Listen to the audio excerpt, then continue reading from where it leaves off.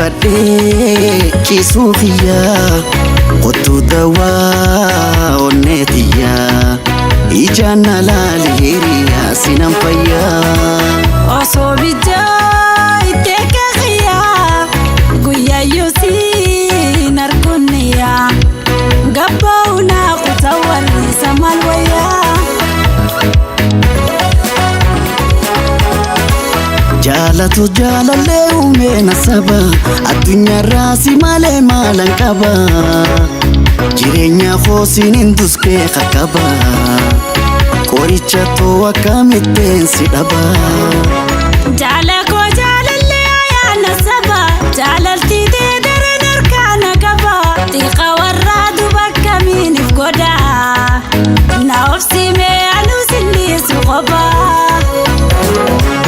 Kona lali etu fitinan kaleisin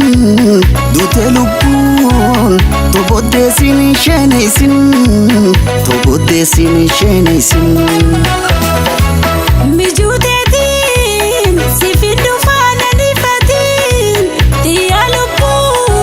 sifumamten dagatin Sifumamten dagatin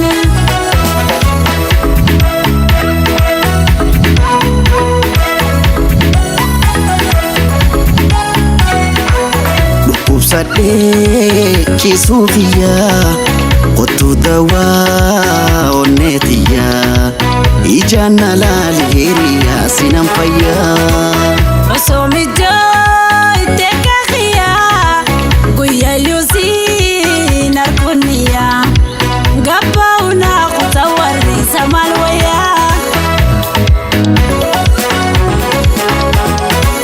Jalati teni beita wana mudde Osonde mucho ragona rafite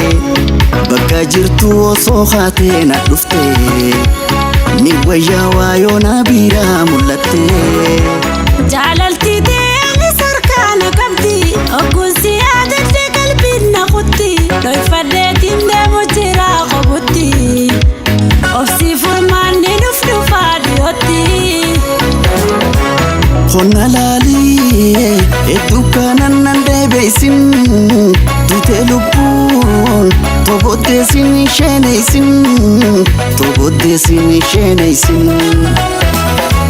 Mijudetin sifindu fana nifatin Tiya lupu sifumamten dagatin Sifumamten dagatin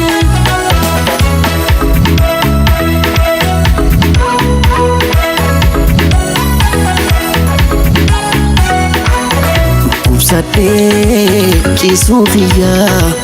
Kotu dawa onetia Ijana laliriya sinampaya Oso mijo iteka khia Guya yusi narkunia Gabauna kutawali samalwaya Halkan abdun dufta okayu naftu Olka usin arguna biran jertu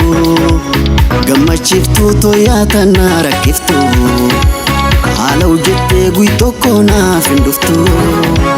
Yo jalala lupuran si feda Okun siyada de bishan nahuda Tiqa warradu bakka minif goda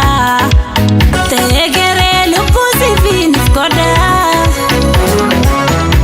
Sadde